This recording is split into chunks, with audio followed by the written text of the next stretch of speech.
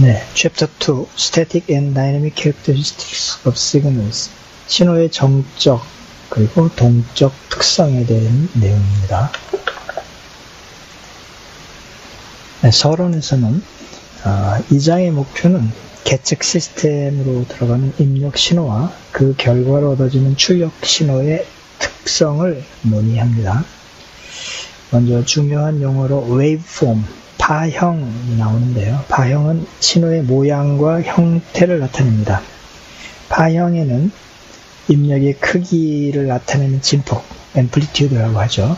그리고 시간에 따른 변화율을 나타내는 주파수, frequency에 대한 정보가 포함되어 있습니다.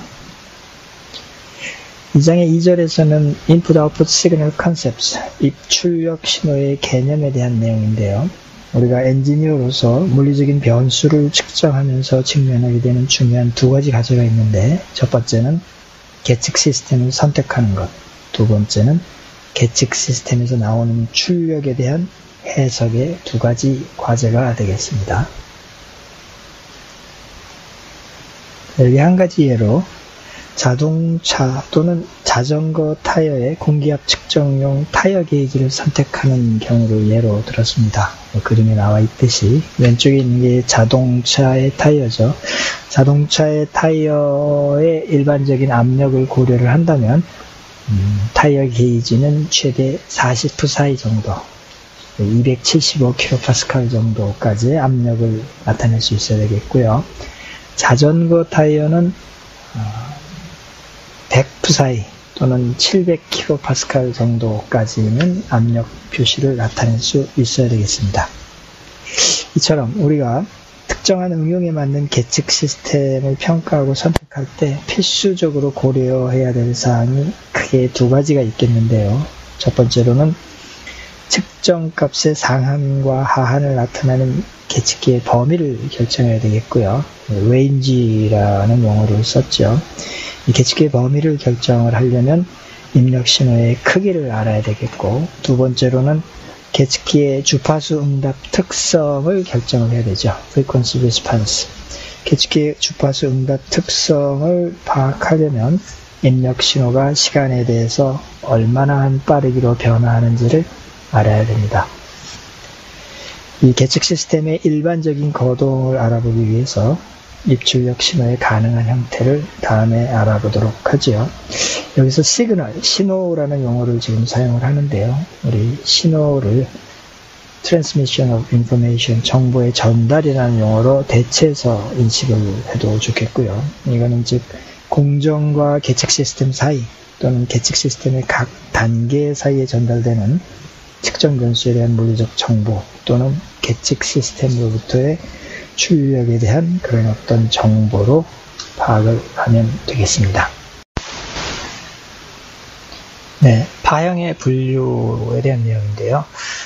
신호는 일반적으로 아날로그 신호, 그리고 이산 시간 신호, 디지털 신호, 이렇게 세 가지로 분류해서 얘기를 합니다. 아날로그 신호는 시간에 대해서 연속적인 신호를 우리 아날로그 신호라고 얘기를 하고요. 두 번째 나오는 discrete time signal, 이산 시간 신호는 시간에 대해서 이산적으로 값이 표현이 될 때 이산 시간 신호라고 얘기를 합니다. 일반적으로 연속적인 신호를 일정한 시간 간격으로 끊어서 샘플링을 할 때 우리 이산 시간 신호를 얻을 수가 있죠. 세 번째로 디지털 신호는 시간에 대해서도 이산적이고 동시에 값의 크기에 대해서도 이산적으로 나타날 때 우리 디지털 신호라고 얘기를 합니다. 값의 크기에 대해서 이산적인 거는 양자화 과정에 의해서 결정이 되는데요.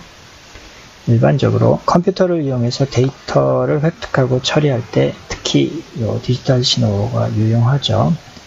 양자화는 연속적인 신호의 일정한 크기 범위에 대해서 값 하나가 주어질 때, 그러니까 범위 안에 있는 그런 값들은 하나의 대표값으로 표현이 될 때 우리 양자화라고 얘기를 합니다.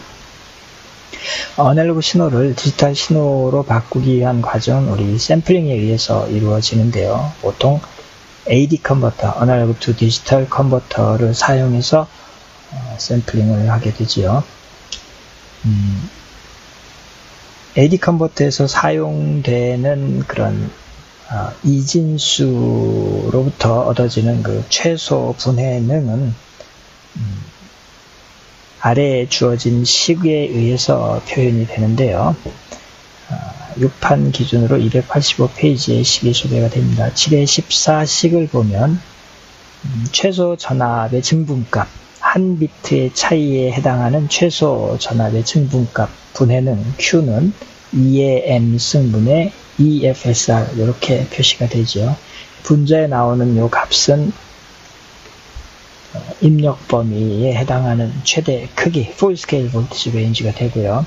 분모에 있는 M 값은 사용하는 AD 컨버터의 비트 수가 되죠. 그래서 예를 들어서 8비트의 AD 컨버터를 사용하고 이때 AD 컨버터에 입력되는 전압의 범위가 0에서 10V 또는 플러스 마이너스 5V라면 이때 풀 스케일 레인지의 값은 10V가 되겠죠. 그리고 8비트의 AD 컨버터를 사용하니까 이의 8승은 256 등분으로 나누게 되는데요. 따라서 분해능 Q는 10V 나누기 256 하면 한 비트당 0.0390V 또는 39mV의 값을 갖게 되죠. 따라서 사용하는 AD 컨버터의 비트 수가 커지면 커질수록 이 Q 값은 점점 작아지고 보다 세밀하게 나누어서 값을 샘플링 할 수 있게 되겠습니다. 신호의 파형을 분류하는 또 다른 기준이 표 2의 1에 요약이 되어 있습니다. 가장 크게 분류할 수 있는 것은 정적인 신호 또는 동적인 신호로 나눌 수가 있겠죠. 정적인 신호는 시간에 대해서 변화하지 않는 신호는 정적인 신호. 그래서 이 표에 보면 yt는 a0의 상수값으로 표현이 되면 정적인 신호라고 얘기를 하고요. 다이내믹 시그널, 동적인 신호는 시간에 따라서 변화하는 신호는 다 동적인 신호에 포함이 되겠죠.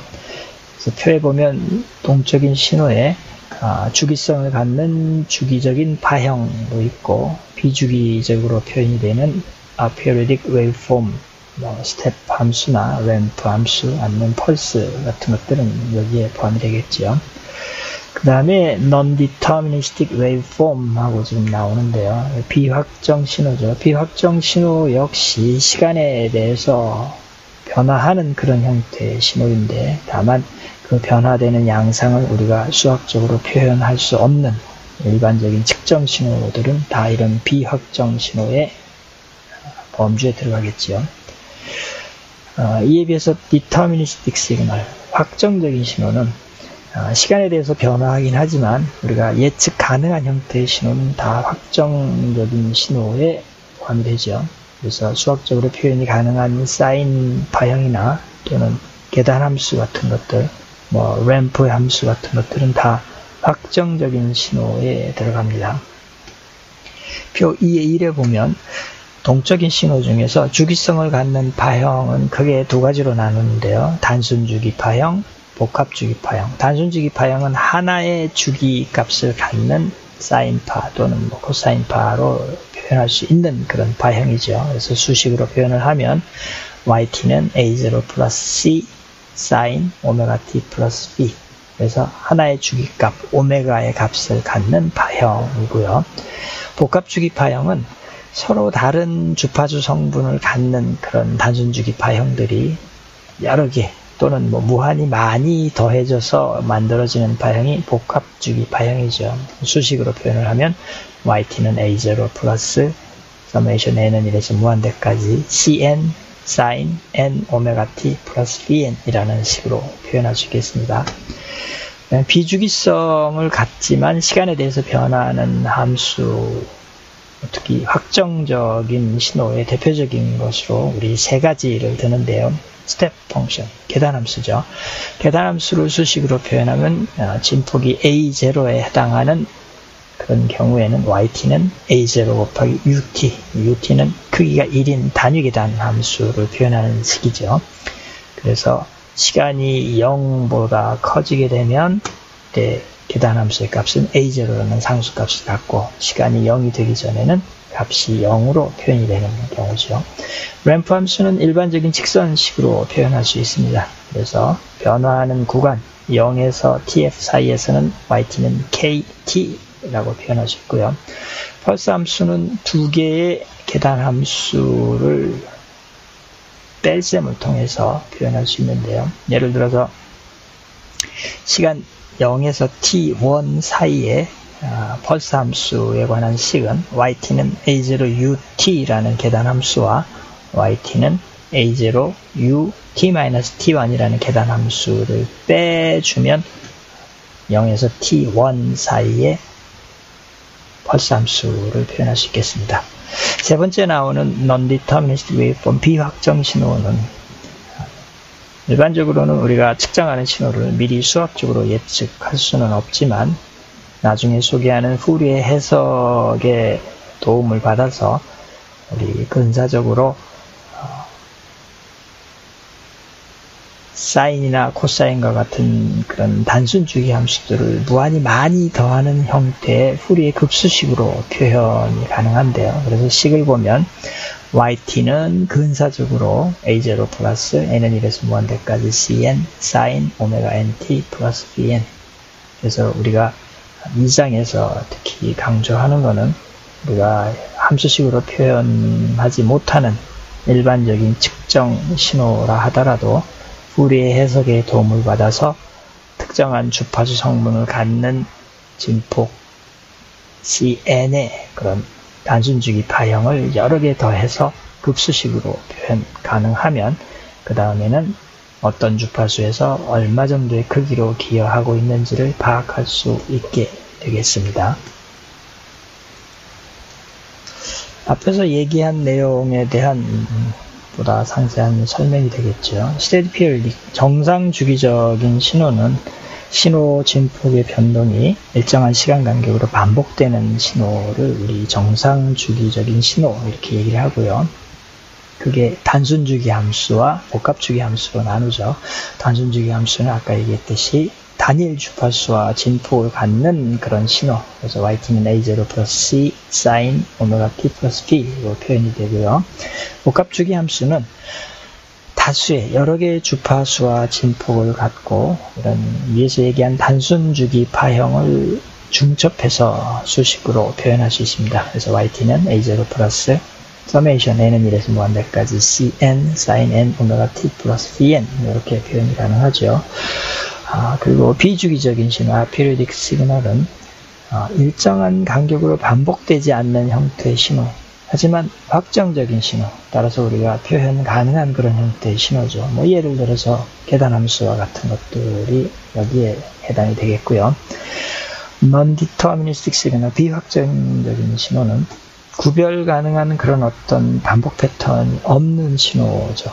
일반적으로 우리가 측정하는 신호들은 이런 범주에 들어가겠지만 아까 얘기했듯이 우리가 푸리 해석의 도움을 받아서 근사적으로 yt는 a0 플러스 n은 1에서 무한대까지 cn sin n 오메가 t 플러스 bn 합으로 급수식으로 표현할 수 있다.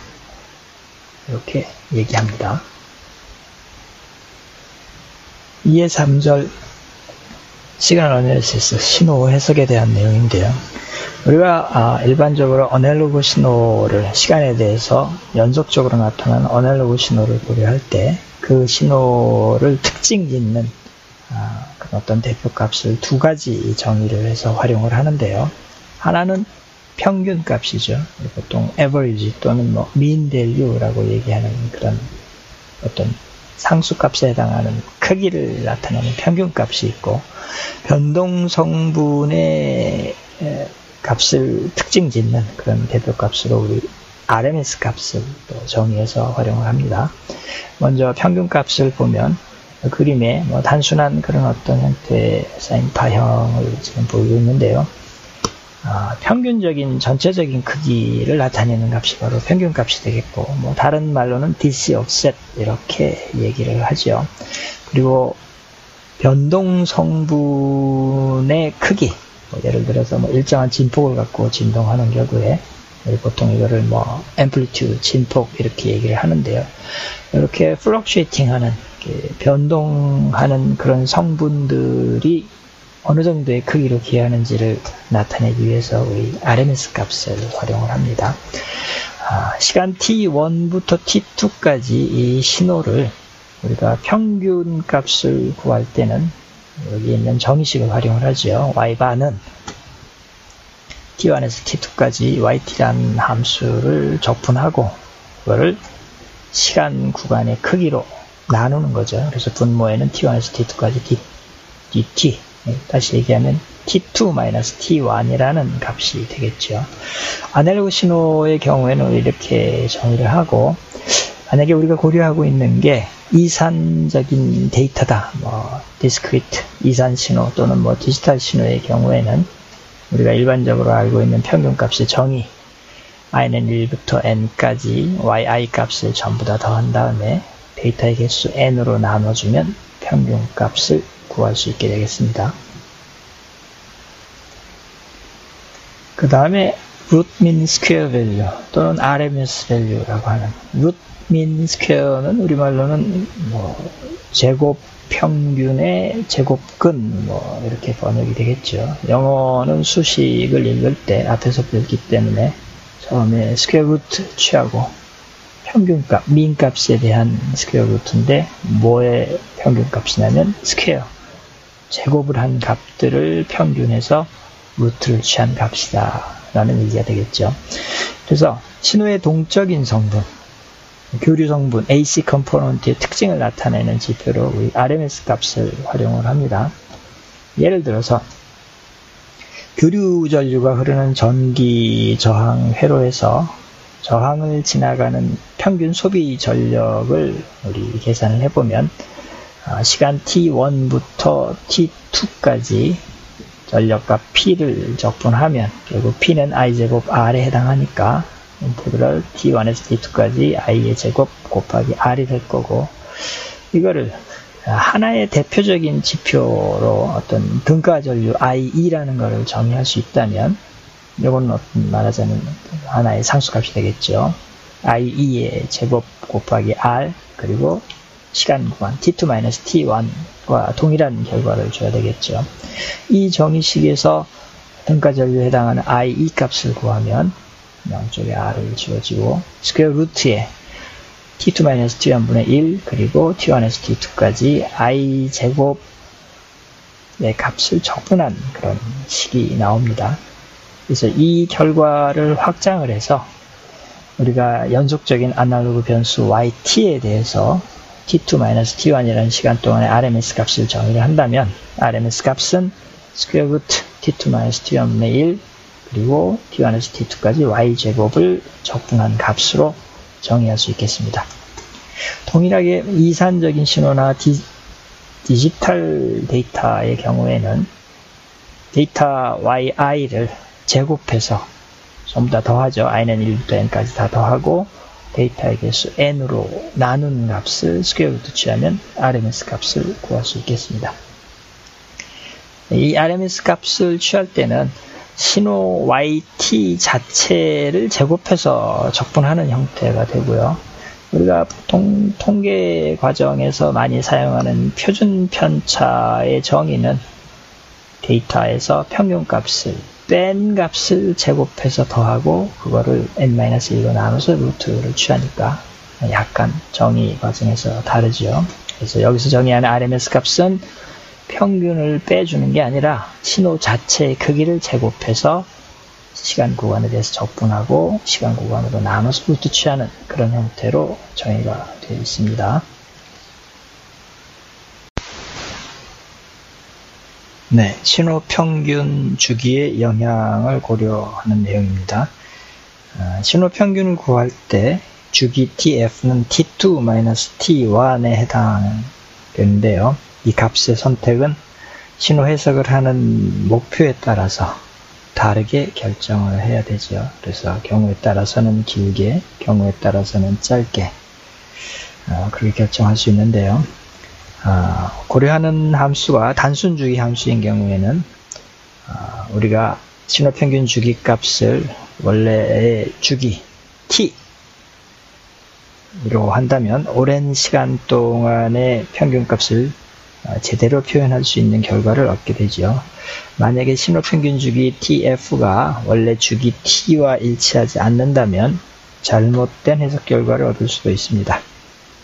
평균 주기값이 신호의 주기에 비해서 길어질수록 결과값이 신호를 정확하게 표현할 수가 있게 됩니다. 복잡한 파형이나 비확정 신호의 경우에는 이 tf 값은 신호에 포함된 가장 긴 주기값에 비해서 길어야 합니다. 이걸 판단하기 위해서는 주기값을 점차 증가시켜가면서 얻어지는 평균과 RMS 값을 비교해 봄으로써 더 이상 증가시킬 필요가 없다, 이런 결론을 내릴 수가 있겠죠. 그래서 이렇게 테스트할 수가 있겠습니다. 앞에서 언급한 내용에 해당하는데요. 이 그림에 보이는 신호평균 구간의 영향 보면 A는 평균값을 취할 때 상당히 긴 시간 동안에 대해서 평균을 구하게 되고, B번은 비교적 짧은 시간 구간에 대해서 평균을 취하죠. 이처럼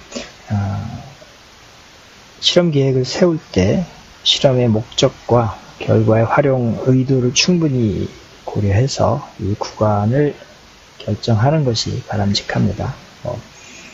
어떤 정해진 법칙이 있는 건 아니고 실험 목적이나 결과의 활용을 충분히 고려해서 TF 값을 길게 하든지 또는 아주 짧은 구간 동안의 어떤 특성을 판단하려면 평균을 취하는 구간을 짧게 결정을 해야 되겠죠.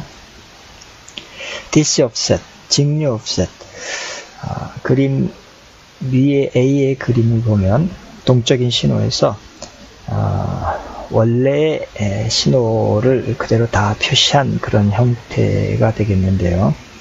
그래서 정적인 부분과 동적인 부분 모두로 구성된 전체 복합파형을 그림 A에 보이고 있고, 그림 A의 신호에서 직류 성분, 평균값에 해당하는 그런 어떤 성분이겠죠. 직류 성분을 제거하면 신호의 동적 성분만 그대로 나타나게 되죠. 그림 B에 표시하는 것처럼.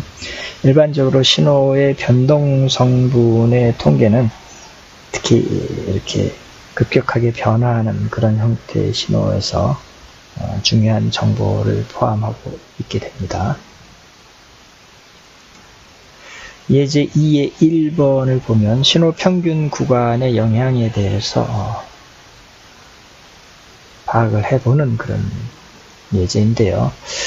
만약에 우리가 고려하는 신호가 it는 10sint라는 단순주기 함수일 경우에 우리가 tf 값이 파이 또는 2파이일 때 전류의 평균값과 전류의 RMS 값을 구해보는 내용이죠. 자, 원래 신호가 it는 10sin t로 주어진다면 오메가 값이 1에 해당하는 그런 내용인데요.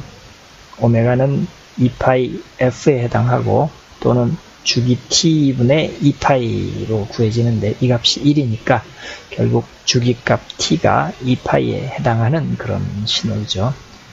자, 평균을 구해보면 정의에 따라서 i의 평균값은 tf분의 0에서 tf까지 10sin t를 적분한 그런 값이 되겠죠. 적분을 취하면 tf분의 마이너스 10 cosine t를 0에서 tf 값을 집어넣으면 되는데, tf가 파이에 해당하는 경우에는 이 값이 파이분의 20, 그리고 tf가 2파이에 해당할 때는 이 값은 0으로 얻어지지요. 주기의 반절에 해당하는 구간 동안에는 값이 파이분의 20이 될 거고, 한 주기에 해당할 때는 이 값은 0이 되죠. RMS 값은 역시 스퀘어 루트 tf분의 1 그리고 0에서 tf까지 신호의 제곱 10sin t의 제곱을 적분한 결과가 될 텐데요. 우리 적분을 취하기 위해서 사인 제곱 t는 2분의 1 마이너스 코사인 2t의 식을 이용해서 적분하겠습니다. 그러면 이런 과정을 거쳐서 최종적으로는 루트 50이라는 값을 얻게 되죠. RMS 값은 신호 평균 구간이 반주기, 파이 값일 때나 또는 완전한 한주기, 2파이일 때나 동일하게 루트 50이라는 결과를 주게 됩니다. 시간 2파이 동안의 평균값은 우리가 알지만 사인파를 한 주기에 걸쳐서 평균을 취하면 0이 되지요.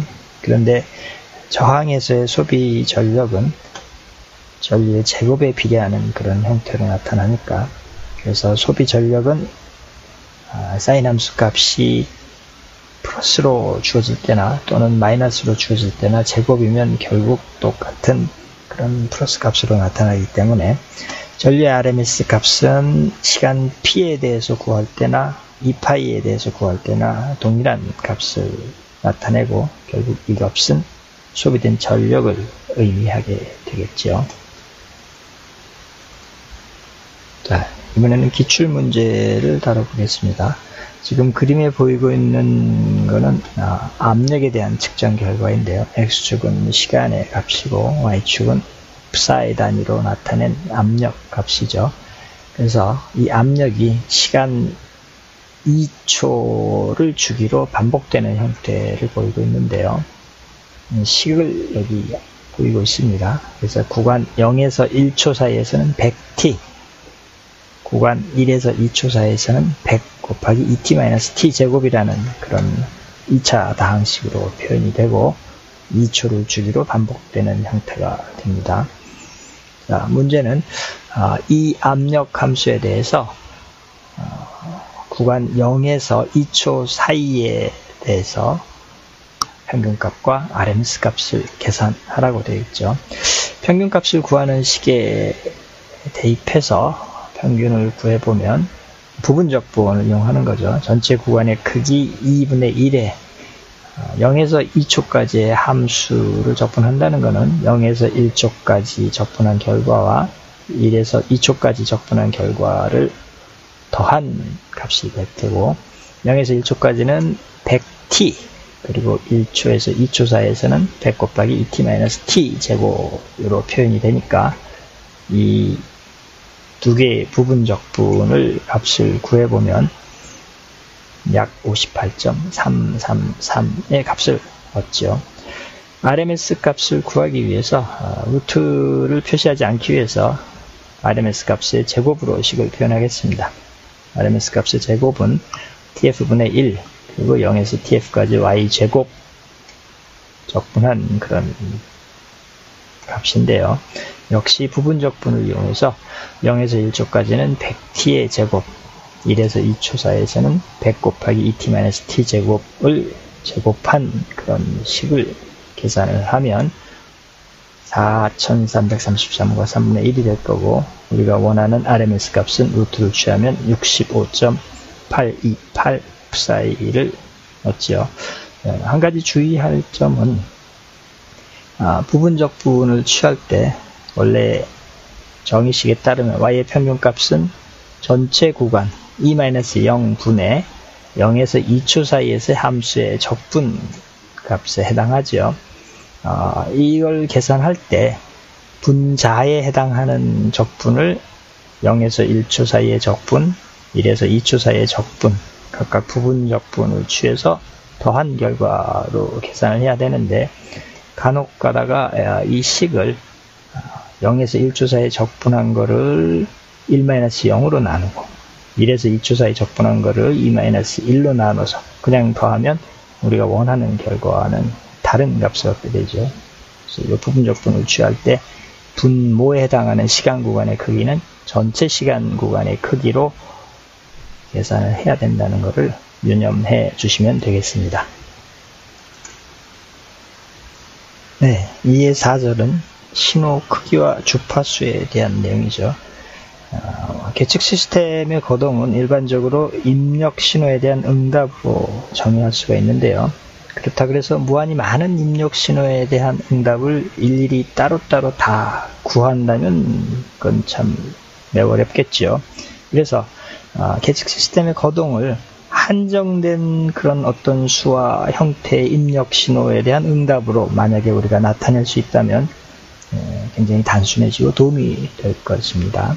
우리 앞에서 표 2의 1에 매우 복잡한 비확정적인 신호라 할지라도 삼각함수의 무한급수로 근사시켜서 표현할 수 있다는 내용을 언급을 했었는데요. 그래서 이처럼 복잡한 신호를 삼각함수의 급수로 표현하는 방법이 수학적으로 후리에 어널리시스, 후리에 해석이죠. 이런 후리에 해석은 수학적인 용어이지만 우리 물리적인 시스템에서 이와 비슷한 예를 찾아본다면 여기 지금 두 가지가 소개가 되고 있는데요. 첫 번째는 악기의 소리에 대한 내용이죠. 수많은 서로 다른 순수한 음색, 퓨어톤의 음색들을 조합해서 다 더하면 풍부한 악기에서 나오는 그런 어떤 음색을 만들어낼 수 있는 그런 경우를 예를 들 수가 있겠고요. 두 번째는 우리 어릴 때 많이 하던 그런 프리즘을 이용해서 햇빛과 같은 백색광을 프리즘에 통과시키면 각각 서로 다른 7가지 빛깔의 무지개색으로 이렇게 분리해서 나눌 수가 있게 되죠. 이처럼 후리 해석은 이런 프리즘과 같은 거를 수학적으로 표현할 수 있는 그런 형태라고 생각할 수 있겠고요. 그래서 복잡한 함수, 백색광과 같은 복잡한 함수를 단순주기 함수, 프리즘에서 나타나는 스펙트럼의 각각의 색상들로 나타낼 수 있게 해주는 유용한 툴이 되겠지요. 결론적으로 복잡한 비확정적인 파형을 단순주기 함수로 우리가 표현할 수 있게 된다면 입력을 단순주기 파형과 같은 몇 개의 특정한 입력 파형에 대한 출력만 조사할 수 있다면 계측 시스템의 응답을 잘 정의할 수가 있게 되겠습니다.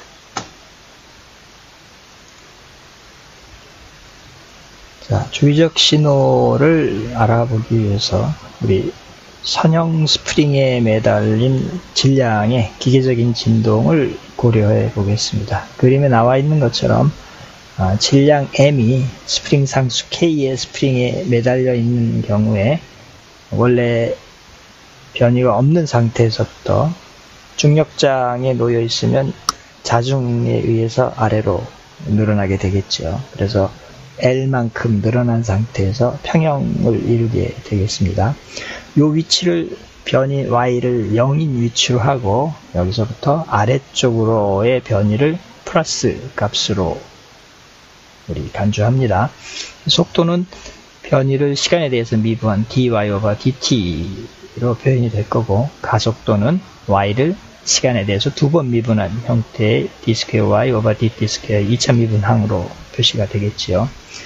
그러면 임의의 위치에서 임의 평형을 고려해 본다면 이런 식을 얻을 수 있겠습니다.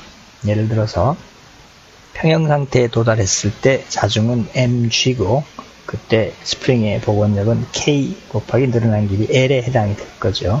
그 다음에 이제 y만큼의 변이가 그러니까 예를 들어서 이 질량 m을 아래쪽으로 y만큼 잡아당겼다가 손을 탁 놓게 되면 주기적으로 진동하는 형태를 보이게 되겠죠. 그 상태에서 힘의 평형을 고려를 해본다면 뉴턴의 제2법칙에 의해서 시그마 F는 ma로 표현이 될 텐데요. 이때 관련되는 힘들을 다 더해보면 아래쪽으로 자중에 의해서 발생하는 힘은 mg고 스프링의 복원력은 늘어난 길이가 L 플러스 y니까 마이너스 k 곱하기 L 플러스 y에 해당되겠죠. 이 값이 ma, 가속도는 2차 미분항으로 표시를 하면 이런 식으로 나타나겠습니다. 자, 이 식을 다 정리를 해보면 m d²y/dt² 플러스 ky는 0으로 나타나죠. mg가 kl이니까 이 항들은 서로 지워지고요. 그래서 m으로 나누면 y의 2차 미분항 더하기 m분의 k 곱하기 y는 0이라는 식을 얻게 되겠습니다. 그래서 이런 스프링에 매달린 질량의 진동을 고려할 때 지배 방정식은 변이 y의 2차 미분항으로 표시가 되는 지배 방정식을 얻죠. 이런 2차 미분 방정식의 오른쪽에 있는 상수점은 0인 경우에 일반적인 해는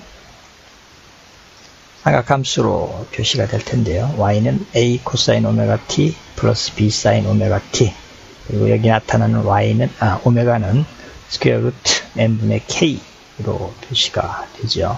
이 오메가 값은 이런 시스템의 고유 진동수에 해당하는 그런 값입니다. 우리 미분과 관련된 참고 자료를 이용해 보면 이런 2차의 호모지니어스 미분 방정식인 경우에 대해서, 그렇죠, 일반적인 표현을 한다면 뭐 이렇게 되겠죠. 2차 미분항 더하기 a 곱하기 1차 미분항 더하기 b 곱하기 y는 0으로 표시를 할 수 있다면, 지금 우리의 경우에는 a 값이 0에 해당이 될 거고 b 값은 k에 해당이 되겠죠. m으로 나누면 n분의 k겠네요. b 값은 n분의 k고, 이는 결국 오메가의 제곱으로 표시가 되겠죠. 그래서 이 미분 방정식을 풀어보기 위해서 특성 방정식을 도입을 해보면 람다의 제곱 더하기 a 0 곱하기 람다 플러스 b는 0으로 표시가 될 테니까 람다는 플러스 마이너스 i 루트 b 또는 플러스 마이너스 i 오메가로 얻어지겠습니다. 일반적으로 만약에 람다가 p 플러스 마이너스 iq라는 복소수로 표시가 된다면 이에 해당하는 일반 해는 y는 exponential pt 곱하기 c1 코사인 qt 플러스 c2 사인 qt로 얻어지는데요. 지금 우리의 경우에는 p 값이, 복소수의 p 값은 0으로 지금 주어지는 형태니까 y는 exponential 0 곱하기 c1 코사인 q는 지금 오메가에 해당하죠. 오메가 t 더하기 c2 사인 오메가 t. 그래서 결국 최종적으로 y는 a 코사인 오메가 t 플러스 b 사인 오메가 t라는 일반해를 얻게 되겠습니다. 그래서 이 신호에 대해서 조금 더 살펴보기로 하죠. 자, 우리가 신호의 주기를 대문자 t로 표현을 할 때 그 의미는 한 사이클을 완벽하게 완수하는데 소요되는 시간이 되겠죠. 진동의 스프링에 매달린 진동의 경우라면 진동을 할 때 한 사이클을 완벽하게 반복하는데 걸리는 시간이 주기가 될 거고, 주파수 f, 보통 f로 표현할 때는 단위를 헤르츠, 허츠를 쓰고, 허츠는 사이클 퍼 세크에 해당하죠. 1초 동안에 몇 사이클을 반복하는지를 나타내는 의미인데요. 그래서 F의 의미는 단위 시간 동안에 완벽하게 몇 사이클을 반복하는지를 나타내는 그런 의미로 받아들이면 되겠습니다. 그리고 우리 원에 대해서 생각을 할 때 주파수는 circular frequency, 원 주파수, 각 주파수, 보통 이렇게 얘기를 하는데, 기호는 오메가를 사용을 하죠. 오메가의 단위는 radians per second를 사용을 하고요. 이 그림에 반지름이 1에 해당하는 단위원을 지금 생각을 해보는데요. 그래서 예를 들어서 일사분면에서부터 반시계 방향으로 돌아간 각도는 각속도 오메가 곱하기 시간 t에 해당을 하죠. 그래서 세타는 오메가 t에 해당이 될 거고, 이때 이 원의 호의 길이 l은 r 곱하기 세타인데 반지름 r을 1로 생각을 하면 호의 길이 l은 세타에 해당하는 그런 값을 갖게 되겠죠. 물론 이때 단위는 레디안을 우리 지금 사용하고 있습니다. 따라서 완벽하게 한 사이클 회전을 해서 다시 원래 위치로 돌아올 때 이때 소요되는 시간이 이제 주기값 대문자 t에 해당을 할 텐데요. 따라서 이때의 각도는 오메가 t라는 값을 가질 거고, 이때 호의 길이는 원의 한 바퀴 돌 때에 해당하는 그런 길이가 되겠죠. 그래서 이 길이는 2파이라는 값을 갖게 되겠습니다. 왜냐하면 원주 길이는 2파이 r로 표시가 되는데 반지름이 1일 테니까 2파이라는 값을 갖게 되겠죠. 따라서 주기 t는 오메가 분의 2파이로 표현이 될 거고, 이 값은 주파수의 역수로 나타나게 됩니다. 그래서 우리 요 식은 자주 사용을 하게 되겠는데요. 주기 t는 오메가 분의 2파이 또는 f의 역수로 표현이 되죠. 자, 요 관계는 머리에 잘 집어넣어 주시기 바랍니다. 앞에서 표시했던 일반 해는 y는 a 코사인 오메가 t 플러스 b 사인 오메가 t 해서 코사인항과 사인항의 합으로 표시가 되는데요. 이거를 하나의 코사인항이나 하나의 사인항으로 표시할 수 있다면 우리가 많이 보는 형태의 조함수의 진폭 c를 갖는 그런 코사인항 또는 사인항으로 표시할 수 있으니까 어떤 신호의 진동의 크기를 표시하는 데 훨씬 도움이 되겠죠. 그렇게 된다면 하나의 코사인항으로 표시를 한다면 y는 c 코사인 오메가 t 마이너스 phi, 여기서 phi는 위상각에 해당이 됩니다. 또는 하나의 사인항으로 표시를 한다면 y는 c 사인 오메가 t 플러스 phi 스타, 이렇게 표시를 할 텐데요.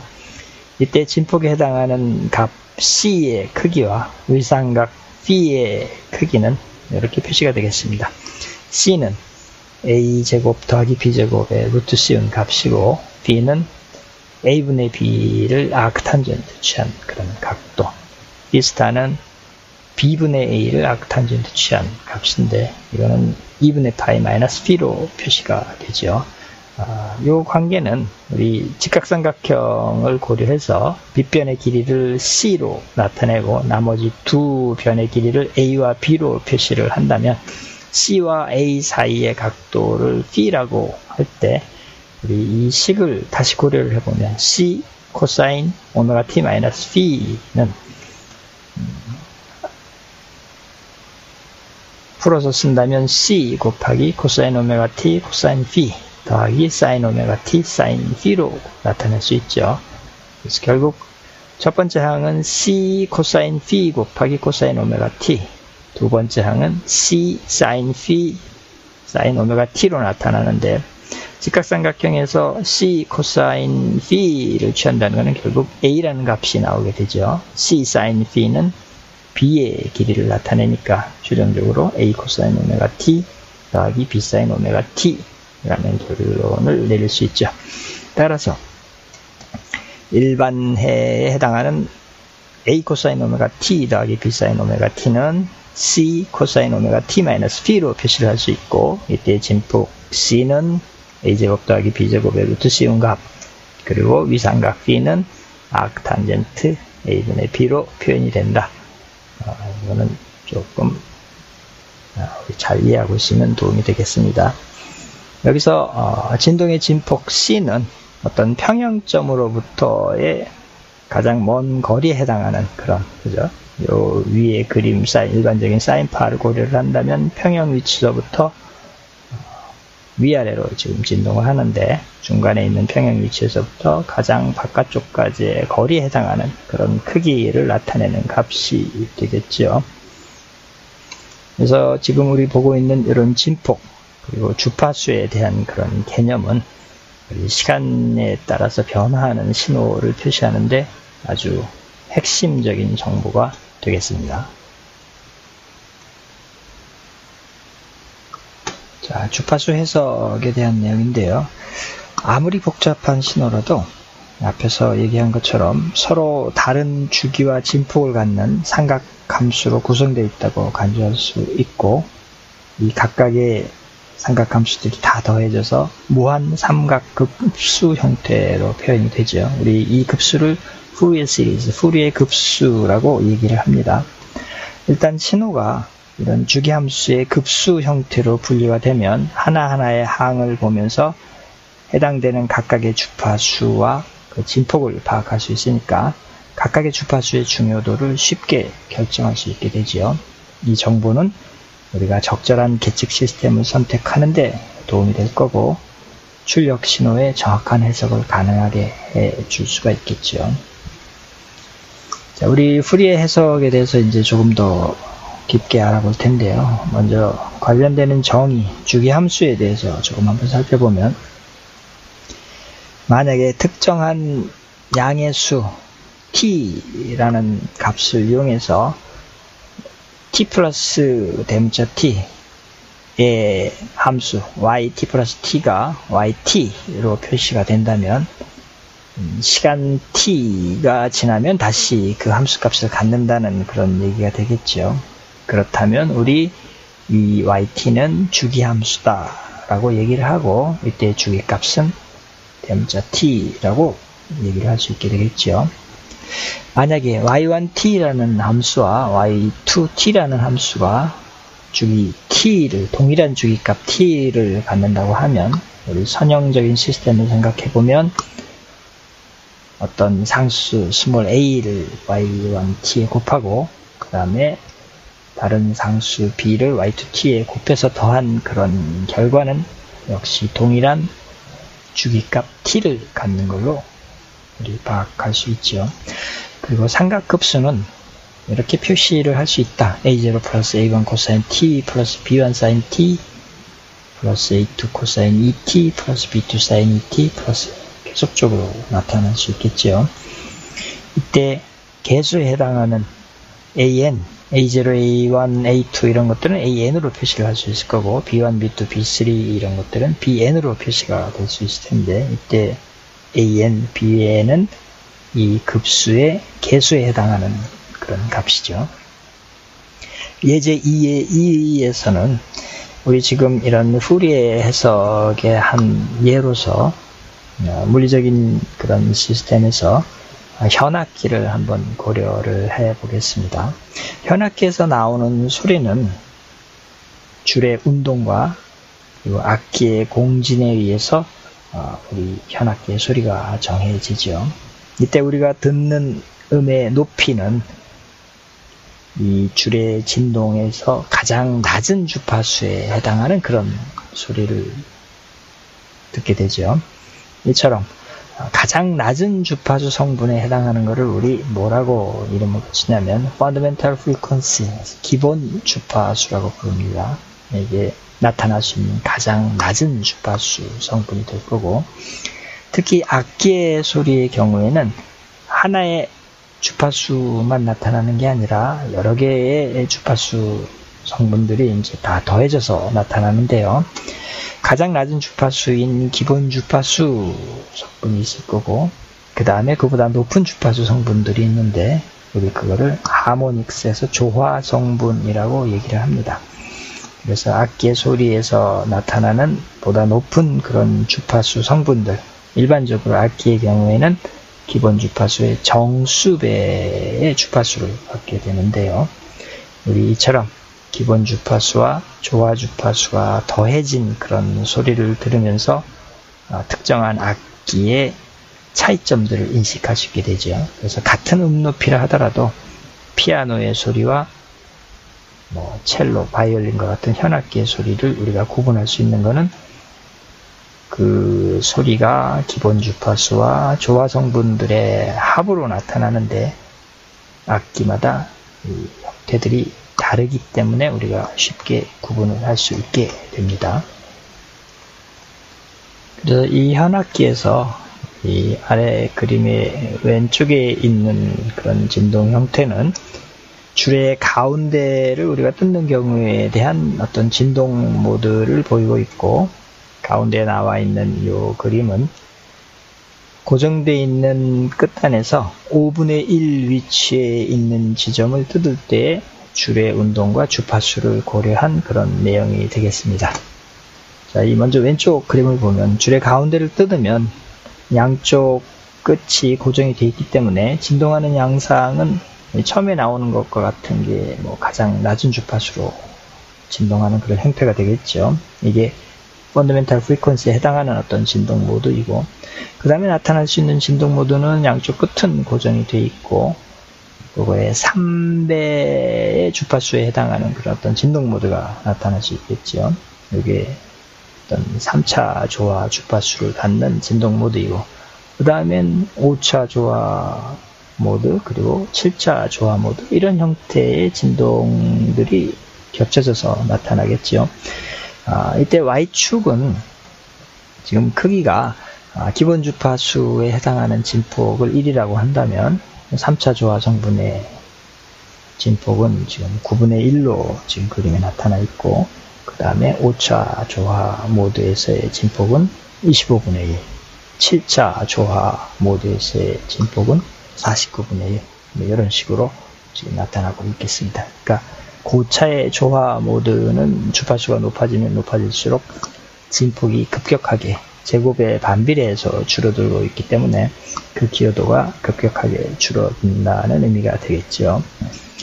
이에 비해서 가운데 나와 있는 그림처럼 고정된 끝단에서 5분의 1 위치에 있는 지점을 뜯을 때를 학문적으로 고려해서 그 결과를 진폭 스펙트럼으로 나타낸 그림이 여기 지금 참고 자료를 이용해서 나와 있는데요. X축은 주파수 값에 대해서 지금 나타나 있고, Y축은 진폭을 로그 스케일로 지금 그려서 표시를 하고 있습니다. 기본 주파수가 있고 2배수, 3배수, 4배수 성분은 나타나는데 5배수의 성분은 크기가 0이 되죠. 그 다음에 10배수, 15배수, 이렇게 5의 정수배에 해당하는 주파수 성분들이 안 나타나는 형태의 진동 모드를 보이고 있습니다. 그래서 우리가 같은 현악기라도 줄의 가운데를 뜯었을 때 듣는 그런 어떤 소리하고 5분의 1 위치에 있는 지점을 뜯었을 때 듣는 그런 소리는 특히 조화 주파수들 중에서 특정 성분들의 기여도가 다르고, 그리고 어떤 성분들은 아예 나타나지 않는 그런 소리가 섞여 있기 때문에 쉽게 구분을 할 수가 있는 거죠. 자, 이처럼 본문을 읽어보면 진동하는 줄에서 나는 소리는 결국 많은 주파수 성분을 갖는 계측 시스템의 입력 또는 출력과 유사한 형태를 보이고 있죠. 그래서 우리가 후리의 해석을 통해서 어떤 시간에 대해서 나타난 그런 신호를 주파수에 대한 진폭 또는 주파수에 대해서 진폭의 제곱을 비교하는 신호의 파워 또는 위상각 형태로 표현하는 아주 유용한 방법이 되겠죠. 그래서 이 후리의 해석은 복잡한 신호를 단순 파형의 조합으로 바꾸는데 아주 직관적이면서도 실제적인 방법을 제공하고 있고, 그 후리의 해석의 결과로 시간에 대한 어떤 그런 크기의 신호를 주파수에 대한 어떤 다른 진폭이라든지 파워라든지 이런 정보의 형태로 다시 표현을 할 수 있어서 특정 주파수의 기여도를 파악하는데 아주 유용한 도구가 됩니다. 자, 후리의 해석의 도움을 받아서 후리의 급수식으로 표현을 하고 그때의 개수들을 구하는 과정을 한번 살펴보죠. 일반적인 그런 주기값 이 아니고 만약에 주기값이 2파이라는 특정한 값을 갖는 경우에 주기함수 yt를 우리가 후리의 급수, 삼각급수식으로 표현을 하면 이렇게 표시가 됩니다. yt는 a0 플러스 서메이션 n은 1에서 무한대까지, 그리고 an 코사인 nt 플러스 bn 사인 nt. 물론 요 코사인이나 사인에 나타나는 값을 보면 코사인 n 오메가 t 플러스 bn 사인 n 오메가 t인데 해당되는 오메가 값이 1에 해당하는 특정한 경우라서 생략돼서 지금 우리 안 보이는 거죠. 이때 오른쪽에 표현한 이 식을 우리 후리의 급수식 yt의 후리의 급수식이라고 얘기를 하고, 이때 개수값들 a0, an, bn 이런 개수값들을 yt의 후리의 개수, 후리의 코이피션스라고 얘기를 합니다. 결국 특정한 주기함수 yt를 후리의 급수식으로 표현을 한다는 것은 이 개수에 해당하는 A0, AN, BN의 값을 구해서 표시를 한다는 거하고 동일한 의미인데요. 이때 A0는 평균값에 해당이 되죠. 그래서 식으로 표현을 하면 2파이분의 1 그리고 한 주기 마이너스 파이에서 플러스 파이까지 yt를 적분한 그런 값이 됩니다. 이거는 결국 yt를 평균값을 취한 결과하고 동일한 게죠. 이 식에서 한 주기에 해당하는 적분 구간을 여기는 마이너스 파이에서 플러스 파이로 배웠지만 0에서 2파이까지 적분을 취해도 동일한 결과를 얻게 되지요. AN은 yt에 코사인 nt를 곱한 식을 한 주기에 걸쳐서 적분하죠. 마이너스 파이에서 플러스 파이까지 적분하고 그거를 한 주기의 절반에 해당하는 크기 말하자면 파이죠. 파이로 나눠서 계산한 그런 결과일 거고 bn은 사인을 곱해서 yt에 사인 nt를 곱해서 한 주기에 걸쳐서 적분하고 그 다음에 파이로 나눠서 표현한 그런 값이 됩니다. 이거는 주어진 위의 식을 양변을 예를 들어서 마이너스 파이에서 플러스 파이까지 적분하고 2파이로 나눈다. 아니면 마이너스 파이에서 플러스 파이까지 적분을 취해서 왼쪽과 오른쪽을 계산을 해보면 특정한 항은 0으로 가고 최종적인 결과에서 A0에 대한 식을 얻을 수 있을 거고 동일하게 양변을 코사인 항을 곱해서 한 주기에 걸쳐서 적분을 해서 계산을 하면 AN에 대한 식을 얻을 수 있고 양변을 사인 항을 곱해서 적분을 하면 BN에 대한 식을 얻을 수 있겠습니다. 그래서 결국 특정한 함수 yt에 대한 풀이의 급수식을 구하라 그러면 오른쪽에 있는 것과 같은 A0 플러스 summation AN 코사인 NT 플러스 BN 사인 NT로 표현한 그런 식을 구하라는 얘기하고 같은 거고요. 그러기 위해서는 우리의 개수에 해당하는 A0, AN, BN의 값을 우리가 표현할 수 있어야 되겠습니다. 자, 주기값 t가 2파이가 아니라 임의의 값을 갖는 경우에 대해서 우리가 후리의 급수식 표현 그리고 후리의 개수를 구하는 과정이 이제 아래에 소개가 되는데요. 만약에 주파수 오메가를 갖는 주기함수 yt를 후리의 급수식으로 표현을 한다 하면 2의18식에 나와 있는 것처럼 나타납니다. yt는 a0 플러스 서메이션 n은 1에서 무한대까지 an 코사인 n 오메가 t 플러스 bn 사인 n 오메가 t 그리고 이때 후리의 개수 a0는 t분의 1에 마이너스 2분의 t에서 플러스 2분의 t까지 함수 yt를 적분한 결과 그리고 an은 yt의 코사인 n 오메가 t를 곱해서 마이너스 2분의 t에서 플러스 2분의 t까지 적분한 거를 주기값 t의 절반 2분의 t로 나눈 거죠. 2분의 t로 나눴기 때문에 t분의 2가 곱해진 형태의 식으로 표시가 될 거고 bn은 yt의 sin n 오메가 t를 곱해서 한 주기에 걸쳐서 적분하고 역시 2분의 t로 나눈 그래서 t분의 2가 곱해진 그런 식으로 표현이 되겠습니다. 자, 그러면 여기에 해당되는 특정한 항에 n번째 항에 나타나는 주파수는 말하자면 n 곱하기 오메가로 지금 표시가 되는데 우리 그거를 오메가의 아래점자 n으로 오메가 n으로 표시를 한다면 오메가 n은 원래 기본 주파수 오메가의 정수배 n이 곱해진 형태가 될 거고 다시 표시를 한다면 2파이 곱하기 fn이 되겠죠. 그래서 일반적으로 이렇게 표시가 되는데 기본 주파수를 구하라 라고 한다면 기본 주파수는 n이 1에 해당하는 값일 테니까 오메가 1은 결국 오메가가 될 거고 이거는 주기 t분의 2파이로 표시가 됩니다. n이 2, 3, 4 이런 그 정수의 값으로 나타나는 그런 조화 주파수를 고려를 하면 예를 들어서 우리가 second harmonic frequency를 계산하자 2차 조화 주파수 오메가2를 구하자는 얘기죠.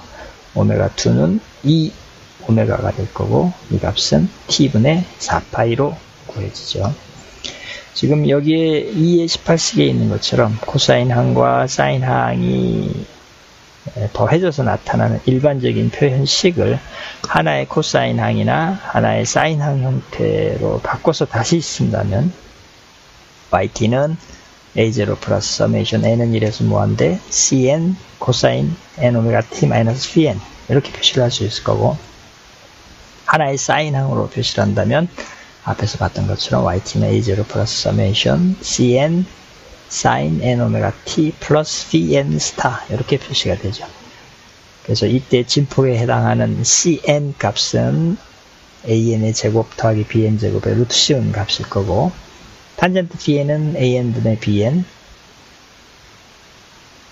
탄젠트 vn 스타는 bn분의 an에 해당하는 그런 값을 갖는 거죠. 자, 추가적으로 우리 우함수와 기함수에 대한 소개가 있네요. even function, 우함수라고 번역이 되고 odd function은 기함수라고 번역이 되죠. even function, gt, 우함수 또는 짝함수라고 번역이 되는데요. 우함수라면 y축에 대해서 대칭인 형태의 함수를 우리 우함수라고 얘기를 하죠. 그래서 수식으로 표현을 한다면 마이너스 t에서의 함수값은 t에서의 함수값과 같다. 대표적인 예가 코사인 함수 같은 경우가 우함수의 예가 되겠죠. odd function, 기함수 또는 홀함수로 번역이 되는데요. ht는 원점에 대해서 대칭인 함수일 때 우리 기함수라고 얘기를 하죠. 그래서 마이너스 t에서의 함수값이 t에서의 함수값에 마이너스를 붙인 결과와 동일할 때 우리 기함수라고 얘기를 하죠. 대표적인 함수로 사인 함수를 생각하면 되겠습니다. 그래서 함수가 우함수 또는 기함수로 표시가 된다면 우리 푸리에 급수식을 구할 때 계산을 많이 생략하고 간략하게 구할 수가 있게 되겠죠. 예를 들어서 만약에 함수 yt가 우함수라면 푸리에 급수식을 구하면 최종적으로는 코사인 항만 가져야 되겠죠. 사인 항은 그 자체가 원점에 대해서 대칭인 그런 형태이기 때문에 yt라는 우함수를 표현하는데 나타나면 안 되겠죠.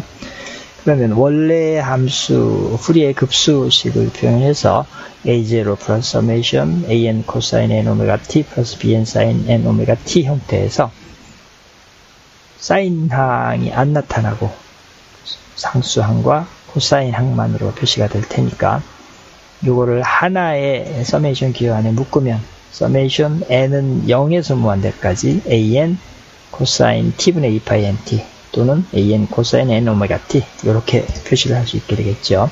만약에 n이 0이면 코사인 제로니까 이 값은 a0가 될 거고, n이 1부터 무한대인 다른 항들은 서메이션 n은 1에서 무한대 an 코사인 n 오메가 t 이렇게 표시가 될 테니까요. 그래서 우리가 고려하는 함수가 y축의 대칭인 우함수인 경우에는 푸리에 급수식으로 전개하면 코사인 항만 나오고 우리 이거를 푸리에 코사인 시리즈, 푸리에 코사인 급수라고 얘기를 하죠. 그래서 bn은 일부러 계산을 할 필요는 없다는 거죠. 물론 일반적인 형태로 해서 a0, an, bn을 적분을 통해서 다 구하면 최종적으로는 이 경우에는 bn 값이 0으로 나타나겠지만 우리가 처음부터 yt라는 함수가 우함수라는 것을 알고 그거를 이용해서 결국 bn은 0이니까 a0와 an만 계산을 하면 훨씬 짧은 시간 안에 결과를 얻을 수 있겠죠. 만약에 yt라는 함수가 odd function이다, 기함수다, 그러면 푸리에 급수식을 얻었을 때는 코사인항이 나타나면 안 되니까 사인항만으로 표시가 될 겁니다. 그리고 급수식에서 어떤 특정한 0이 아닌 상수값이 나오면 원점의 대칭 형태가 되지 못하니까 결국 a0 텀도 0으로 나타나지 않겠죠. 그래서 푸리에 급수식에서는 사인항만 표현이 될 겁니다.